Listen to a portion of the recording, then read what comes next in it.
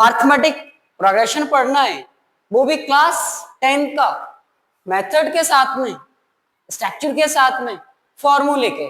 तो जाइए कहीं नहीं, मैं हूं आपके लिए तैयार, और आप देख रहे हैं कौन सा चैनल, आपको पता है।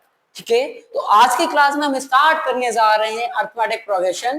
पहले हम देखेंगे बेटा कि इसका कंक्लूजन पूरे चैप्टर का क्या है, यानी कि कौन कौन से इसमें फॉर्मूले यूज होने वाले हैं, और उसके बाद में हम देखेंगे एक्सरसाइज वाइज क्वेश्चंस, यानी कि आपकी जितनी भी एक्सरसाइज है 5.1, 5.2, 5.3 अर्थमेटिक प्रोग्रेशन की, तो पूरी मैं आपको कवर करवाऊंगा सेकंड से। पीपीटी हमारे पास में 57 पेजेस की, कितने पेजेस की सर? 57 पेजेस की, जिसमें पूरी चैप्टर कंप्लीट हो जाएगा, डोंट वरी।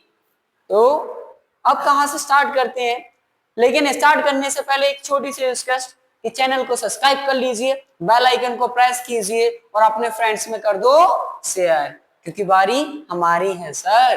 ओके, और मैं इस चैप्टर में आपको साथ ही में बताऊंगा कि 20 क्वेश्चन जहां से आपके एग्जाम में आ सकते हैं, हाफेली हो या फिर आपका एनुअल। तो हाफेली एग्जाम्स के लिए एक प्रॉपर वीडियो बनाई है, स्ट्रैटेजी को देख लेना उसको, और हाफेली में 100 आउट ऑफ 100 लेके आना है।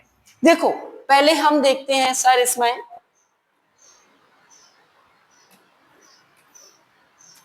कि sir introduction to arithmetic progression, यानी कि अर्थमेटिक का इंट्रोडक्शन क्या है। सेकंड में हम देखेंगे सर कि journal form of an AP, यानी कि एपी का सर जर्नल फॉर्म क्या होगा। फिर देखेंगे sir sum of n first n terms, यानी कि अगर हमारे पास्ट में फर्स्ट एन टर्म का सम फाइंड करना हो तो वो कैसे होगा।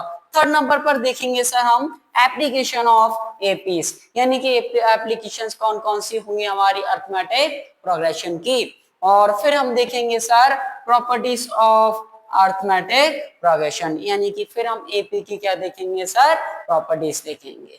That is clear. और इसके बाद में हमारे पास में नेक्स्ट है sir general form of AP, जो मैंने आपको बताया था सर क्या, 5 ये पॉइंट्स 1 2 3 4 5, यानी कि कितनी है सर ये 5, और 5 में से हम 1 को चूज करके देखते हैं कि फर्स्ट में क्या होगा।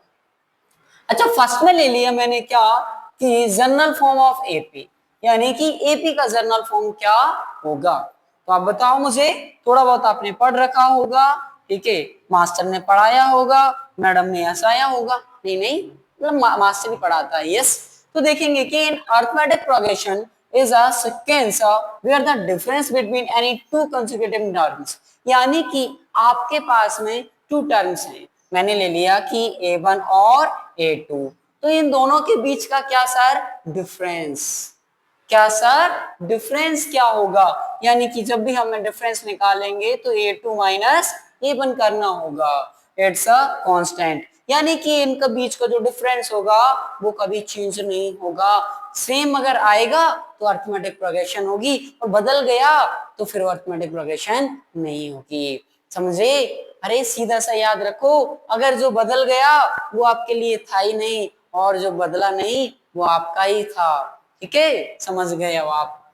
दूसरा देखो, हम क्या करते हैं सर कि ये a plus D A plus 2d, यानी कि अर्थमेटिक जब टर्म्स निकालेंगे तो यहाँ पर एक सीरीज फॉलो होगी, फर्स्ट में ए टर्म ले लिया, दूसरे में a प्लस डी, अब d यहाँ पर क्या है सर, d इक्वल्स टू है डिफरेंस, d इक्वल्स टू कितना है सर, डिफरेंस, यानी कि टर्म a और टर्म टू बी, यानी कि A1 और A2 के बीच का जो डिफरेंस होगा वो आपका क्या होगा सर, D, जैसे हम डिफरेंस को D से डिनोट करेंगे अर्थमेटिक में। ओके, आ जाओ फिर, अब ये सीरीज चलती रहेगी। थर्ड टर्म में क्या होगा सर, 2D, फिर फोर्थ टर्म में कितना होगा सर, 3D, फिर नेक्स्ट टर्म निकालेंगे तो कितना, 4D, ऐसा ही ये चलता रहेगा जहां तक आप सोच सकते हो, यानी कि यहां पर आपकी ये सीरीज।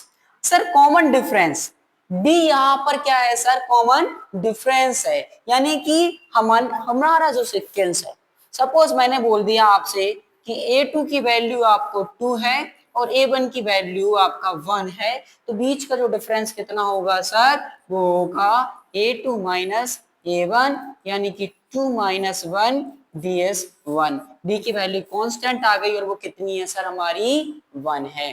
तो common difference sir, nth term बोले या फिर an से हम जिसके रिप्रेजेंट करते हैं an, या फिर हम an, तो number of terms of these sequence, यानी कि उस इक्वेशन में, सॉरी उस एक्सप्रेशन में कितने आपके टर्म्स हैं, ठीक है, n की value number of terms, okay, number of terms.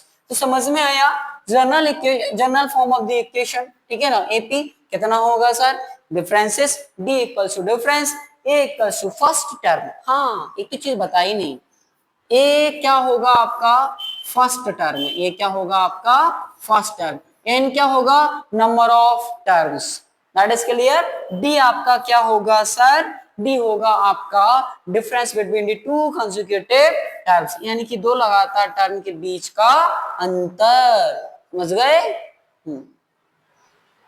अब आ जाओ, अगला पॉइंट क्या है हमारा कि sir second nth term of AP, यानी कि एपी का nth टर्म आप कैसे फाइंड करेंगे, ठीक है।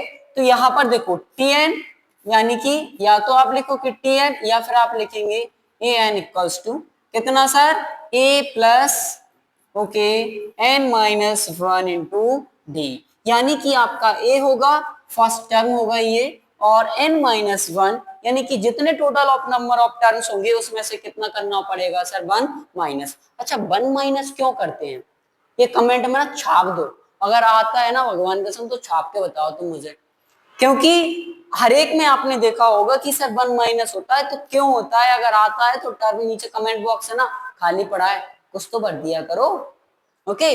और डी फॉर डिफरेंस, डाइवोर्स नहीं बेटा, डिफरेंस, डाइवोर्स तो बाद में होगा, ठीक है, डी फॉर डिफरेंस। अच्छा टी यानी कि नंबर ऑफ टर्म्स होगा, ये क्या होगा sir, first term of the consecutive terms, यानी कि जो टर्म्स होंगे उसका क्या फर्स्ट वाला टर्म हो गया, डी से आपका कॉमन डिफरेंस आ जाएगा, और n for number of terms. तो एन टर्म निकालने के लिए आप इस फॉर्मूले का यूज करेंगे, गांठ बांध के आप अपने जेब में रख लो, जेब में ना रख पाओ तो आप अपने माइंड में रख लो, जेब में तो वो पकड़ा जाएगा लेकिन वो माइंड से पकड़ा नहीं जाएगा, क्लियर। चर्चे आजकल हमारे ही हैं, बताता हूं, भी रुको। अच्छा sum of n terms, sum of n terms कैसे निकालोगे सर, निकाल लें, जेब से रखा है मेरी जेब में, हाँ कुछ नहीं है इसमें, आ जाओ। सम ऑफ टर्म्स क्या होगा sir, S n equals to, S n equals to, S n equals to कितना होगा सर, पहले आएगा एन बाय टू, यानी कि S n sum number of terms, number of terms का जब आप सम निकालोगे तो S n equals to n by two, two a plus n minus one और डी, डी फॉर दद्दा, ठीक है। हाँ वो चर्चे हमारे ही है कि सर इंस्टाग्राम पर 3K आपके फॉलोवर्स हो गए, वीडियो से अब 5 मिलियन तक पहुंच चुकी है, तो ये सभी आप लोगों का प्यार है, और मैं आप सभी से निवेदन करता हूं कि बस YouTube चैनल को और इसी तरीके से प्यार और सपोर्ट दीजिए। मेरे एक भैया हैं, कहते हैं कि अगर आप कुछ अच्छा करते हो तो दुनिया आपको दुनिया तो नहीं आएगी लेकिन कुछ लोग होंगे जो आपको सपोर्ट करने आ जाएंगे। भैया ने कहा है कि मैं तुम्हारे लिए एक छोटा सा गिफ्ट, और हाँ उस गिफ्ट का रिटर्न गिफ्ट मैं लूंगा जिस दिन आप सक्सेस हो जाओगे, तो वो बहुत जल्दी आपको मिल जाएगा। तो मैं भैया का धन्यवाद करना चाहूंगा और आपका थोड़ा सा सपोर्ट, जिससे दिल को ठंडक मिल जाए यार, ठीक है। तो सम का फॉर्मूला क्या होगा sir, n by two, bracket में क्या होगा sir, 2a plus n minus one into D. जब भी आपको नंबर ऑफ सम्स निकालना होगा तो आप इसका यूज कर सकते हैं, या फिर आपके पास में सेकंड फॉर्मूला होगा सर कि S n equals to n by two और a प्लस टी एन, यानी कि अगर आपको टी एन की वैल्यू गिवन हो फिर आप उसमें a की वैल्यू ऐड करके वहां से भी नंबर ऑफ सम्स का वैल्यू निकाल सकते हैं। अब अगला आ जाओ sir, sum of first n natural terms, यानी कि अब आ गए नेचुरल टर्म्स का वैल्यू आपको निकालना हो तो क्या होगा सर, जैसे for example the sum of first n terms okay 1 + 2 + 3 और चलता चले कहां तक n तक 1 2 3 4 5 6 7 8 9 10 कहां तक जाएगा। इसको निकालने के लिए हमें n+1/2 क्या लिखोगे n और n+1 y कितना 2 होगा n+1/2। इस फॉर्मूले का आप यूज करेंगे कब, जब आप n नेचुरल नंबर्स निकालने हो।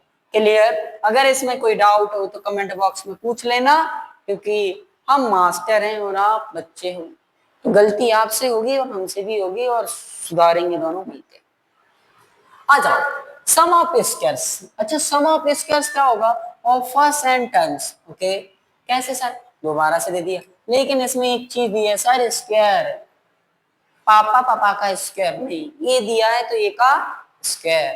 ठीक है, तो जैसे 1 का स्क्वायर और 2 का स्क्वायर और 3 का, और ये आपकी सीरीज चलती रहे, तो क्या होगा सर यहाँ पर n+1 और कितना 2n+1 कितना 6। आई थिंक मोड़ा मोड़ी है जो तो मेरे में नहीं पूछा जाए बेटा, ये तो आपके में पूछा नहीं जाता मेरे भाई कि n+1 और 2n+1/6। अगर इनकेस आपका स्क्वायर्स वाला फॉर्मूला आ जाता है, क्वेश्चन आ जाता है, तो आप याद रखेंगे क्या कि सर n+1 और 2n+1/6।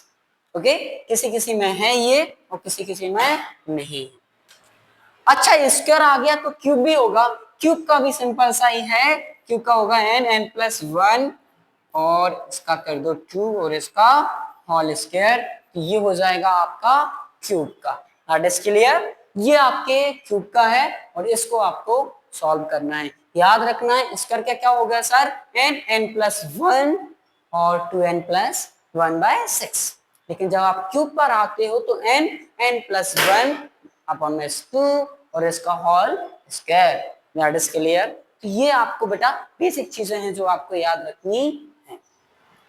अब